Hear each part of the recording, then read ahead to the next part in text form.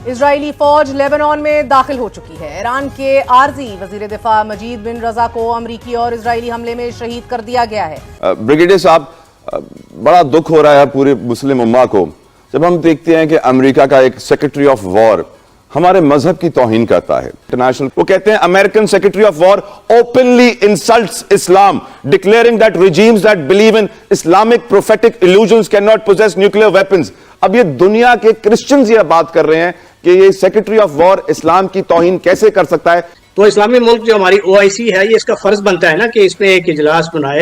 दूसरी जानिब रियाज में अमरीकी सफारतखाने पर ड्रोन हमला, इमारत को नुकसान, ट्रंप का सख्त रद्द-ए-अमल देने का ऐलान। चीमा साहब, आज 9:30 बजे 7 जगहों के ऊपर तामाहाक मिसाइल चलाए गए हैं और इस वक्त ईरान के अंदर भी लोग जल रहे हैं। अभी रिसेंटली मैं ईरान के एक जर्नलिस्ट की बात सुन रहा था कि हजारों के हिसाब से वहां पे लोग जो है वो मारे जा चुके हैं। डोनाल्ड ट्रंप जो जंगे करवा रहा है पूरी दुनिया में उसको मैन ऑफ पीस कहते हैं। तो जब हम कोसी हो रहे थे प्रेसिडेंट ट्रंप के साथ, तो हमें ये रियलाइजेशन जरूर होनी चाहिए कि ये इतना क्लोज आने का मतलब ये है कि it will put us in a difficult spot. क्या वजह है हम इतने कमजोर पड़ गए as Muslims, as a nation? Brigadier साहब, क्या पाकिस्तान इस पोजीशन में है कि इस जो जंग खिते में लग गई है उसमें शामिल हो जाए, उसमें जाके उसको ज्वाइन कर ले? या इसकी मतलब वो क्या करे, क्या पिद्दी और क्या पिद्दी का शोरबा? हमने अपने आप को इतनी बड़ी टॉप चीज समझ ली है और हमें इतनी हवा भर दी गई है हमारे अंदर और हमारी कौम में। तो दोस्तों, इस समय ईरान के ऊपर इजराइल हमले के बाद जो पाकिस्तानी मीडिया से रेटरिक और बौखलाहट नजर आ रही है वो एक्सपेक्टेड था, जिसमें यह जानते हुए भी कि इस समय पाकिस्तानी गवर्नमेंट फुल्ली अमेरिकन के साथ अलाइन है, जिसमें यह कोई दूर की बात नहीं कि पाकिस्तानी प्राइम मिनिस्टर शहबाज शरीफ अमेरिकन प्रेसिडेंट ट्रंप को शांति का मसीहा और इस हद तक ट्रंप के सामने घुटने पे बैठ इतना प्रेज किया कि उसकी बाकायदा मीम्स भी बनने लगी। और बदले में ट्रंप ने भी बाकायदा एक नहीं बल्कि दर्जनों बार इंडिया पाकिस्तान युद्ध के ऊपर न सिर्फ पाकिस्तान को साथ दिया बल्कि पाकिस्तानी फील्ड मार्शल को अपना फेवरेट फील्ड मार्शल बताया और उसको बहादुर और न जाने कितनी तमगे दिए, जिस पर बाकायदा पाकिस्तानी रस्क करते रहे और इंडिया का मजाक भी उड़ाते रहे, खासतौर से भारत के प्राइम मिनिस्टर मोदी जी को टारगेट करके। लेकिन यह सब क्यों हो रहा था, यह सभी को एज ए भारतीय हमें भी ये एक्सपेक्टेड था कि यह सब क्यों हो रहा है, और वह अब हम सब के सामने है। वह कारण था ईरान के ऊपर इजराइल और अमेरिका का एक साथ अटैक करना और उसमें पहले ही अटैक में आयतुल्ला का मारे जाना और उसके बाद लगातार हमले जारी हैं, जिस पर पाकिस्तानी मीडिया इस समय त्राही त्राही मचा रही है। तो दोस्तों, आइए देखते हैं आज की इस वीडियो को।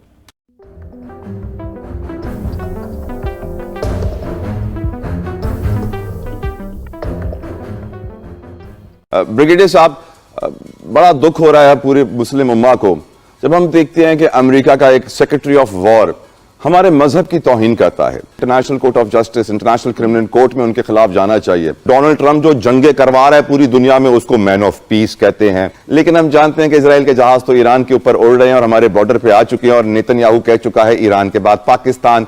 क्या वजह है हम इतने कमजोर पड़ गए as Muslims, as a nation? Brigadier साहब। नहीं जी, मैं थोड़ा सा डिफर करूंगा। वी आर नॉट वीक और ना ही हमने कोई कमजोरी दिखाई है। We are a nuclear nation, we are very confident. हमारा और ईरान में कोई मुमासलत नहीं है और हम सिक्योर हैं अपनी कैपेबिलिटीज़ में। और फॉरेन पॉलिसी वाइज भी आई थिंक पाकिस्तान वो उन गिने चुने ममालिक में से है जिसने बड़ा मौसर अंदाज में इसको कंडेम किया है। और अगर प्राइम मिनिस्टर की आपने स्टेटमेंट सुनी है तो वो ऑन रिकॉर्ड है having condemned this Israeli attack. उस स्टेटमेट में आपको इजराइल का वर्ड यूज हुआ था नजर आया ब्रिगेडियर साहब? और ये तौहीन मजहब हुई है जो सेक्रेटरी ऑफ वॉर ये कह रहे हैं, जिसके लिए थॉमस कीथ साहब ने ट्वीट किया, ये अमेरिकन ऐसा ट्वीट कर रहे हैं। वो कहते हैं American secretary of war openly insults Islam, declaring that regimes that believe in Islamic prophetic illusions cannot possess nuclear weapons। अब ये दुनिया के क्रिश्चियंस ये बात कर रहे हैं कि ये सेक्रेटरी ऑफ वॉर इस्लाम की तौहीन कैसे कर सकता है। ब्रिगेडियर साहब, आप क्यों नहीं ये बात कर रहे हैं? देखिए, इसको देखना पड़ेगा और ये तो किसी भी मौजूद माशरे में ऐसी चीज उसको इजाजत। सर, मुसलमानों ने अभी तक इसको देखा भी नहीं है। इस बात का अफसोस नहीं करूं मैं आपसे सर, क्योंकि मैंने इसको तफसील से उस ट्वीट को, उसके जो कंटेंट्स हैं उसको देखा नहीं है। मे बी के उसकी लैंग्वेज ऐसी है जिसमें वो उनका कहने का मकसद कुछ और हो, बट ये तो कंडेमनेबल अगर वो उन्होंने वो बात की है तो उसको तो कोई भी जी शऊर जो है अप्रिशिएट नहीं कर सकता। और तो इस्लामी मुल्क जो हमारी OIC है, ये इसका फर्ज बनता है ना कि इसमें एक इजलास बनाए। सर, अक़वाम मुत्तहिदा एक डमी इदारा बन गया है, अमेरिका UN को छोड़ के चला गया है, आप OIC में कैसे उम्मीदें लगा रहे हैं हुजूर? तो यही तो आपके पास है, और आपके पास फिर क्या है? ईमान के अलावा सर आजकल कुछ नहीं बचा है सर। फॉरम नहीं है, तो बस यही है जुर्म ज़हीफ़ी की सजा मर्ग मुफाजात। You have to be strong in this जो रूल्स बेस्ड डिसऑर्डर है इस दुनिया में, इसमें आपने मजबूत होना है। मजबूत को ही वो तगड़ा समझा जाता है, और जो हॉबीसियन कॉन्फ्लिक्ट है उसके इर्द गिर्द ये जो आजकल का जो जियो पॉलिटिक्स है वो रिवॉल्व कर रहा है। और पाकिस्तान चूंकि आपको मालूम है बड़े खुद खतरात में घिरा हुआ है, हमारा जो वेस्टर्न बॉर्डर है वो हॉट है, इस वक्त हम बसरे पैकार हैं। एक उसी जंग में जो यहूद और हनूद की कॉम्बिनेशन से हम पे लॉन्च की गई, हम पे हमला हुआ और हमने उसका जवाब दिया है अफगानिस्तान में, और ये उस गठजोड़ का हिस्सा था सर। आपको मालूम है कि मोदी साहब ने विजिट किया और कोऑर्डिनेट किया सारा, और ये सारा एक वेल ऑर्केस्ट्रेटेड प्लान के तहत वो गए हैं। उनके अपने मुल्क में उनके खिलाफ ये आवाजें उठ रही हैं जो उन्होंने स्टांस अडॉप्ट किया हुआ है फलस्तीन के बारे में, और इस वक्त अफगानिस्तान को प्रॉक्सी इस्तेमाल करने के हवाले से। ये बदकिस्मती है कि हमारा नेबरहुड ऐसा है जो कि एक ऐसी जहरीली आइडियोलॉजी की गिरफ्त में है जो इंसान को इंसान नहीं समझती। माइनॉरिटीज है, उनको तो ये बिल्कुल यहाँ पे वो नहीं समझते कि मैं शाहिदा रहमानी साहिबा को गुफ्तगू में शामिल करूं। शाहिदा रहमानी साहिबा, जो मुझे तशवीश है इस वक्त सबसे ज्यादा, हमारे दीन पे हमला होगा तो हम फौरन जवाब नहीं देंगे, हम असेस करेंगे कि हमें जवाब देना चाहिए कि नहीं। शाहिदा साहबा, क्या आपको भी तशवीश है? देखें तलहा साहब, बिल्कुल हम आज ही मैं समझती हूँ कि नेशनल असेंबली में इसकी करारदाद भी मजम्मत करते हैं करेंगे। दीन पे हमला किसी सूरत भी बर्दाश्त नहीं है। और रही बात आपने कहा कि हमारी सरहदों पे, तो आपने देखा कि जब इंडिया ने हमला किया हमने मुंह तोड़ जवाब दिया, और अफगानिस्तान ने जिस तरीके से दरअंदाजी की उसको भी हम मुंह तोड़ जवाब दे रहे हैं।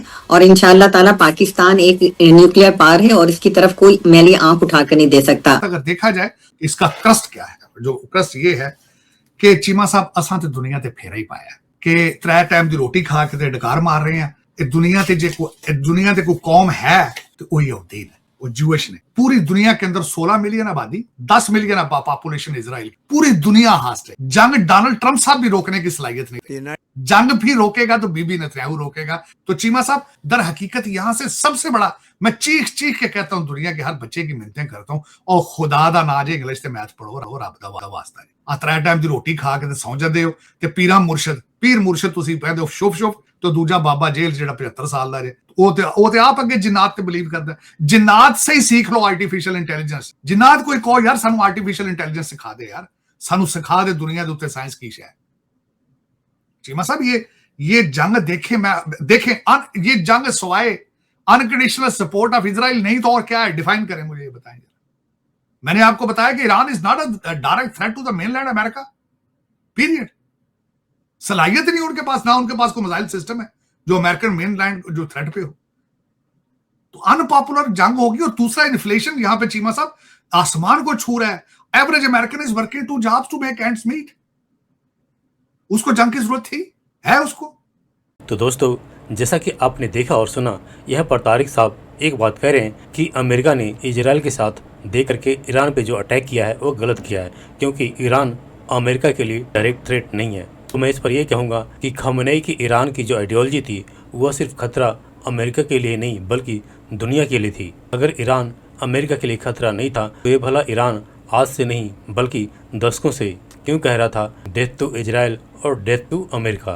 प्रॉब्लम सिर्फ यहाँ पर यही है कि इनके पास पावर नहीं थी, परमाणु बम नहीं था। अगर दोनों में से कोई चीज़ इनके पास होता यानी ईरान के पास, तो ऑब्वियसली डेथ टू अमेरिका और डेथ टू इजराइल हो ही जाना था। ये किस वजह से? क्योंकि आयतुल्लाह खमैनी की जो रजीम थी, जो उसकी आइडियोलॉजी थी, जो उसकी सोच थी, वो सीधे उस किताब से प्रेरित है जो यह बताता है कि बिना इजराइल के खात्मे के उनका उद्धार नहीं होगा और दुनिया को मुसलमान बनाना है। नहीं तो सोचिए भला ईरान और इजराइल का क्या दुश्मनी है। दोनों देशों के बीच में हजारों मील का फासला है, कोई बॉर्डर नहीं लगता, फिर भी ईरान इजराइल के पीछे पड़ा हुआ था। क्यों?